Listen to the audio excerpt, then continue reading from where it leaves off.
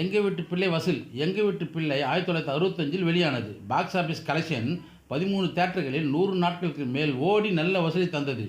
சென்னை கேஷனோவில் 211 நாட்கள் ஓடியது. வசூல் வந்து 5,33,275 ரூபாய் 93 பைசா.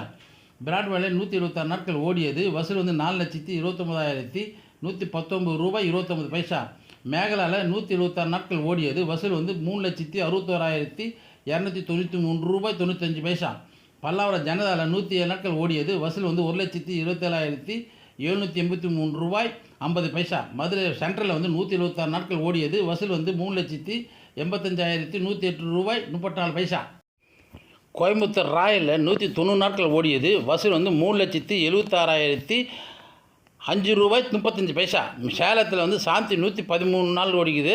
வசூல் வந்து 2,25,817 ரூபாய் 15 பைசா. நெல்லை லட்சுமி 149 நாட்கள் ஓடியது. வசூல் வந்து 1,66,089 ரூபாய் 13 பைசா. தஞ்சாவூர் ஏகாப்பால 176 நாள் ஓடியது.